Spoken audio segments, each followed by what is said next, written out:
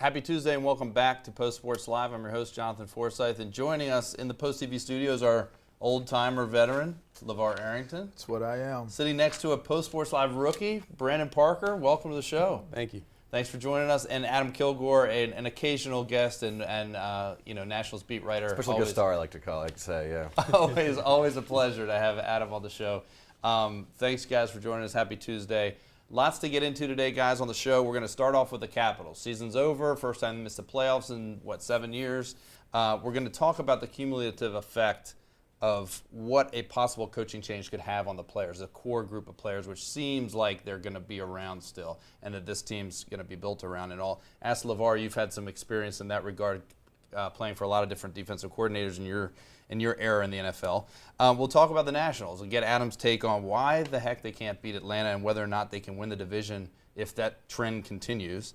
And we'll finally we'll end with the Wizards, who have one game left in the season. We'll preview the playoffs a little bit, and we'll ask why local fans can't get behind this team, or why aren't they getting behind this team? What is it going to take to fill the seats at Verizon Center? And I'm not talking about a playoff round against the Heat, because we're not talking about fans of other teams. So we'll ask those things and more.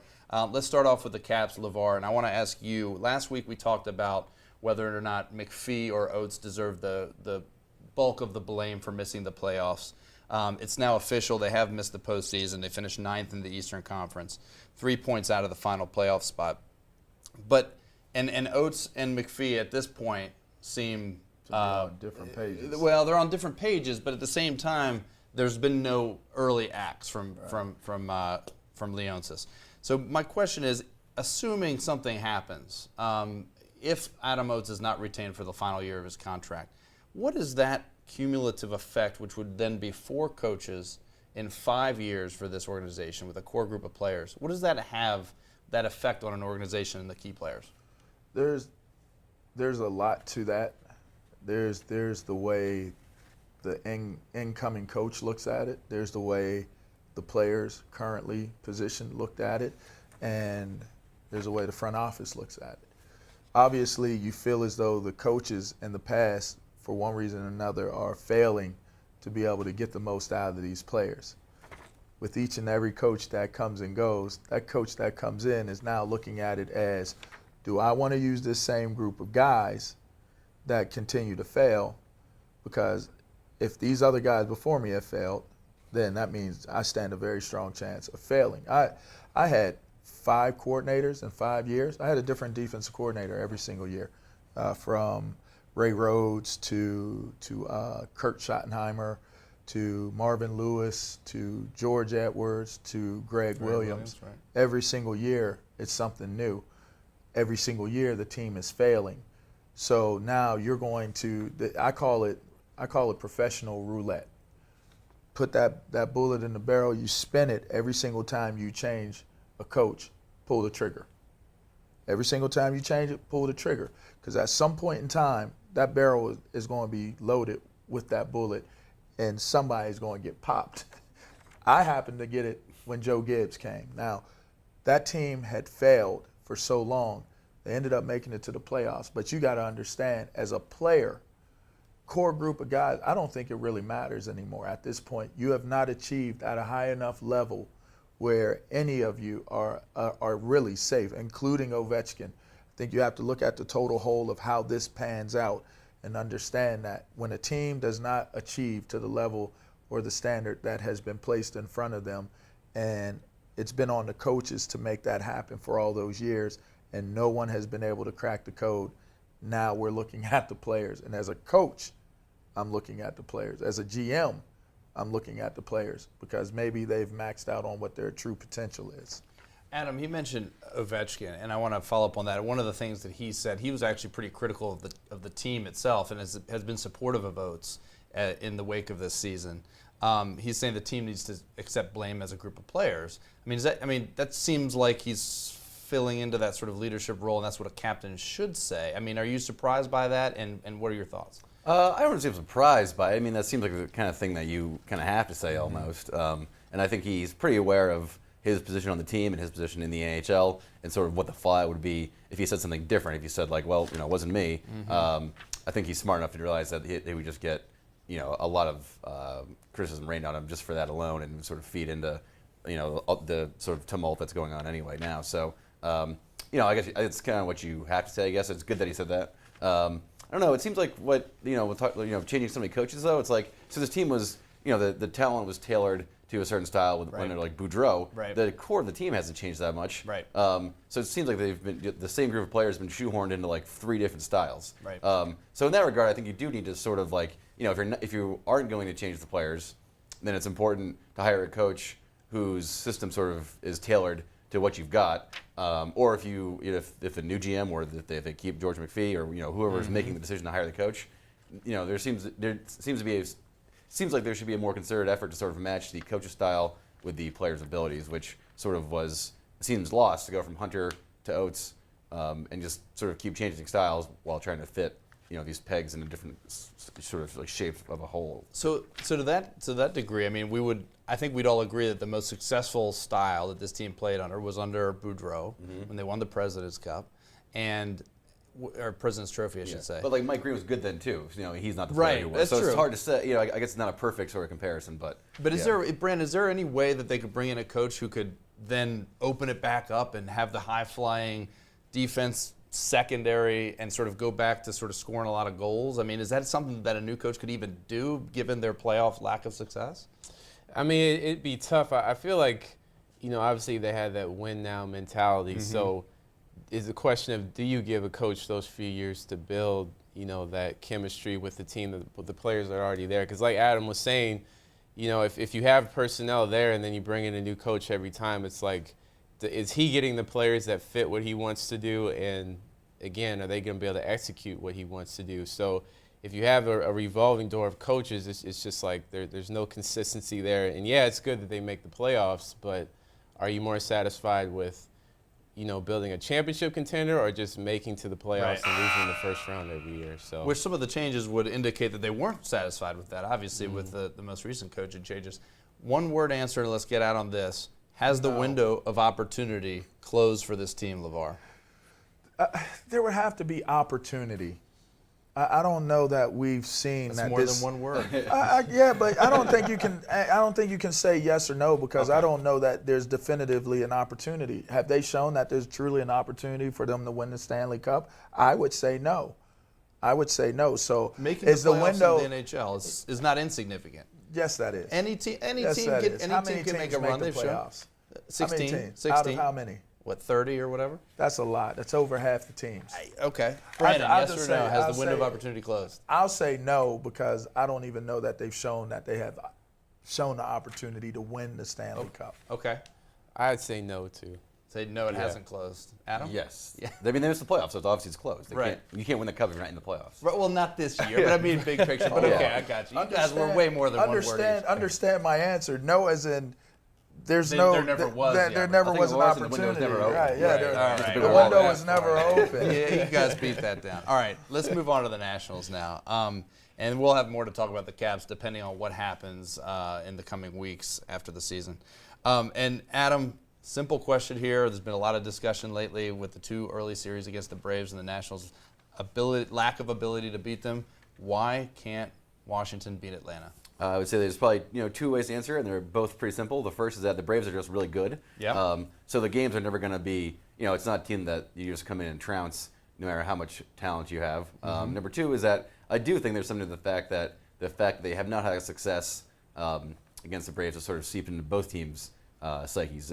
Simmons, Andrelton Simmons, said that after the series. He said, I think that we're in their heads a little bit. And James Wagner had a really good blog post this morning talking about some of the poor defensive play from the weekend. And Mark Wiedemeyer, the kind of defensive coach and sort of coordinator, the guy who aligns the defense, he even said, I think we're in the right spots, and the reason that we're making some of these errors is that we play tight when we're playing the Braves. He says he thinks there's something to that. So for a coach to sort of see that and admit that, certainly suggests that there's something there. It's not nothing. It's not the sort of like contrived kind of narrative that we're trying to come up with.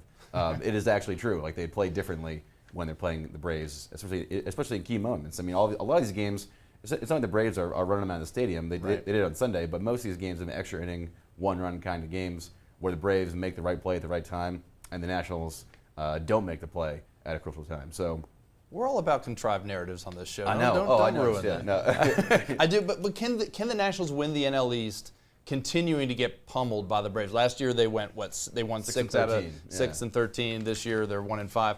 Can they actually win the NL East by continuing to lose to Atlanta? It's possible, but really tough, just on the fact that, if it's like an 11-game swing at the end, that's just a lot of ground to make up in the other 145 or 140 games or so. And so, yeah, they could, but it's just, your degree of difficulty and your sort of margin of error against every other team is that much smaller. It is important, and the Nationals do this well, to, like, if you're going to be a playoff team, to sort of, like, beat up on the bad teams. That's really important. But at some point, you do have to kind of hold your own against the better teams. It's not just Atlanta. Right. They're going to get a really good chance this weekend against the Cardinals, because they've played really bad against not just the Braves, but last year they got crushed against the Dodgers and the Cardinals. So every division winner last year really had their number. So they will get a chance to sort of get over one of those hurdles, a little less noticeable hurdle than the Braves, but the Cardinals this weekend will be a good chance for them to sort of show what they're made of against a good team, I guess. Well, do you feel like, obviously everybody's going to get injured throughout the season, but with the Nationals, they've had kind of Harper, they've had Zimmerman, just people kind of going down early. So, yeah, that gives other guys a chance to step up. But do you feel like, come June, July, these guys can finally show what we are at full strength? Yeah, that definitely matters. Like the Braves have already beaten every member of the Nationals rotation, but the Nationals haven't had a chance to throw Fister out there at them. So, that definitely matters. I think a lot of the lineup shuffling sort of stem from the fact that they've had so many guys out. It doesn't really excuse the fact that Harper's hitting like 7th against some teams. That seems a little extreme. But when you lose your opening day cleanup hitter, your opening day 5-hole hitter, Jason Worth, the 3 hitter, didn't play, and Span. I mean, those guys were all out for certain games against the Braves. So that matters too. That plays into it. But it's not the reason why they're losing. The Braves are just played better and seem like they are better right now. So here's my take on it, or how I look at it. It's so early in the season, but when you look at a team that is looked at or picked preseason to win a World Series. Now this is second year straight that this team is being viewed that way. It certainly is early, but when you look at the talent, the one thing that I took from what you said, and I wonder, is when they're playing tight, it's still no supplement or no substitute for talent. So when they lose to a team, and they've consistently lost to the Braves the way that they have, how do you kind of find a way to do that? And can this manager put the people in the right places to be able to overcome that? Because if they're talented and Atlanta's talented, but we're looking at them and feeling as though Atlanta's more talented, then how does that change? Yeah, and I think it's a good point to ask about the manager, because in some ways he also, I don't know if it was, you can say it was in his head, but he certainly sort of adjusted, like the rotation. He moved up Zimmerman and Strasburg when he didn't have to sort of get them, he said it was to get them an extra start. You want your top guys to, pitch as much as possible, so he moved them up when he had a chance to do an off day. But when he moved them up, he also sort of had them face the Marlins instead of the Braves. And so, you do wonder if he's sort of making concessions and making moves with the Braves in mind, and what the effect on the players is when you do that. Because if it's April, 12th, if it's that early in the season, you're already sort of like planning out different strategies and different ideas to face one team. That's sort of more of like an NFL mentality almost, or like it's a long season, and to sort of be, have one team allow an opponent to shape what you're doing so early is pretty extreme. But then again, that's sort of been Williams' style. He sort of tries to seek small edges and will sort of like take the risk of like disrupting a sort of smooth operation to sort of get that one edge at a certain time. So that's sort of an interesting dynamic too, and like the polar opposite of what Davey Johnson did. It certainly seems like everything he's doing is working against every other team, at least, not Atlanta. Right. But I want to ask about two other things. The Nationals are hitting the ball better than they have in years past, even when they won the division a couple years ago. They're third in batting in the major leagues right now. And then on the flip side, they're actually fielding pretty poorly, second most errors in the majors. Comment on that, and which one of those surprises you more at this early stage of the season? Yeah, it's so early, it's hard to sort of be surprised by anything, just because a lot of crazy things can happen in a small sample. I would say I'm not surprised that they're hitting so well. I'm a little surprised that they've hit so well, despite the fact that they lost Ramos, despite the fact that Harper had a really slow start. So I would say that's kind of a good sign that they have not been sort of firing on every cylinder, and they've still had a very good team offense. So and the errors, a little bit is like, they've had, I think, 4 errors from their outfield, and so that's sort of fluky because usually you get like 10 errors from your outfield all year, really. Ryan Zimmerman's throwing issues contributed another 2 of those errors. He's injured. He's injured now, so he won't be making any more. And also, he seemed to sort of stem that tide a little bit. So I don't know if either is like super surprising. I think the defensive errors seems to be more troubling in the long term than the hitting is positive in the long term, I would say. I think they're sort of there should be more urgency to sort of stop the defensive errors than there should be to sort of try to continue the hitting. I want to ask one extra follow-up question because we'd be remiss because we don't have a chance to have you on the show very often. So if I ask the producers at a minute, the Zimmerman situation. When he comes back from that injury, what do you expect if the throwing errors continue? If he has another couple errors, what do you expect to happen in that regard as far as him possibly playing first base, how they move around LaRoche, that sort of thing? What do you expect? I think basically the way they're handling it is the way they should handle it, which is keep him at third, let him try the sort of new sidearm throwing motion he's got, and let it play out, and keep him there as long as it's tenable.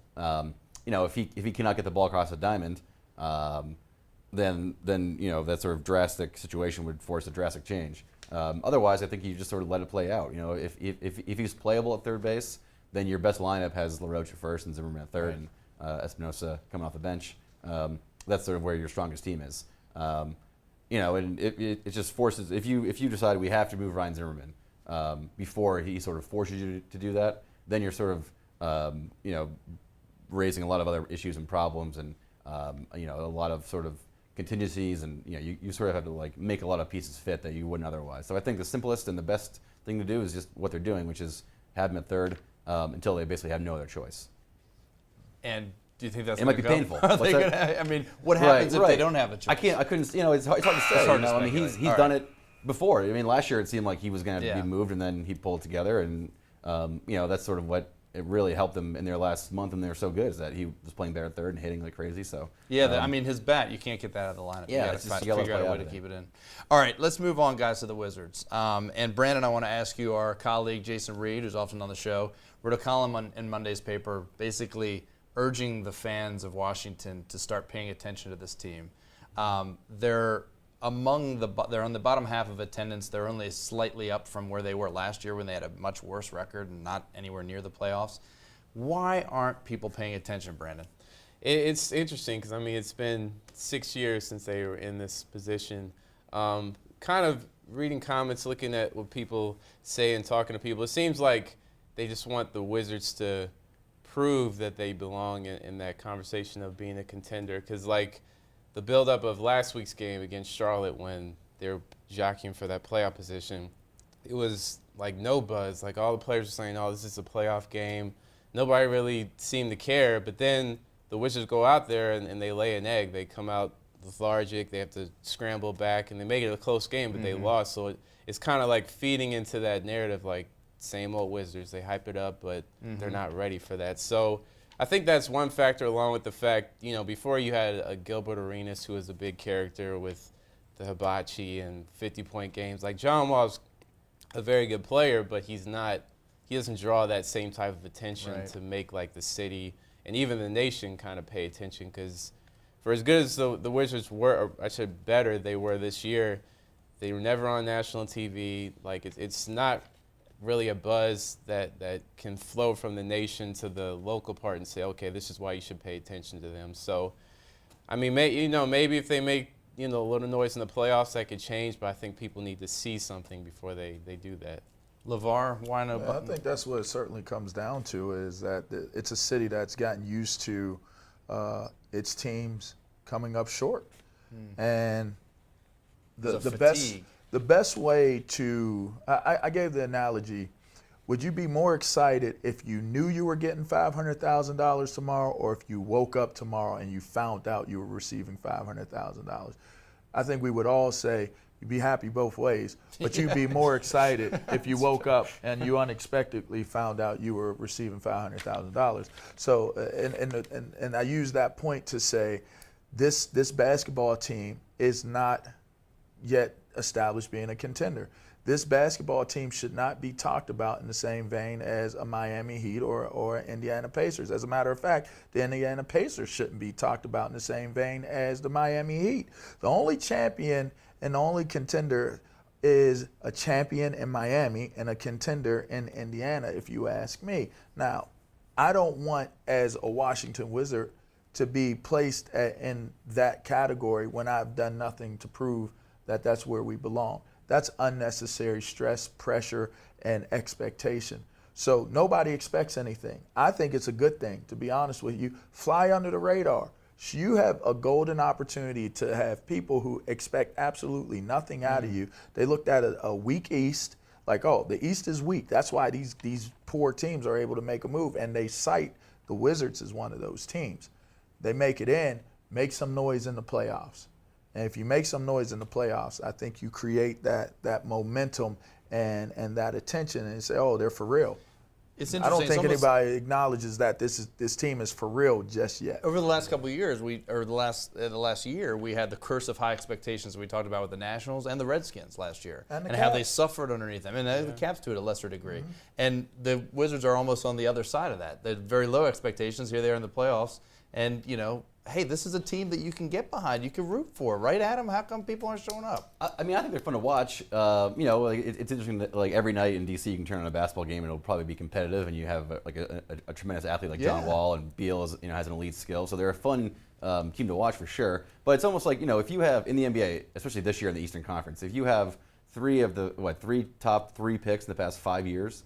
You're making the playoffs by default, basically. You have to really screw up to not make the playoffs. So I think there's still probably a lack of trust among the fan base. Sure. That the people who made the decisions when they extended Gilbert Arenas and when the franchise was a Andre laughing Blatch, stock, all those the same people clowns. making decisions are still there. Yep. So it's hard to sort of get behind this new sort of spirit and new team when it's not a new team. It's the same, or it's new. They're new players obviously, but the same kind of regime of management. So Interesting. I would say that it doesn't feel like there's that much new about this team. They're winning more, but is their level of play that much better? It's definitely a lot better, but it's not is there a new direction the team's going in?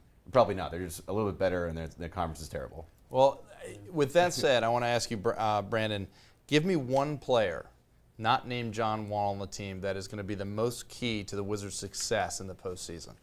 I'd say Bradley Beal, because again, John Wall, he's going to get you your production, even though he's got to figure out how much to score, how much to pass, but he needs that number two guy to, fill up the basket for them.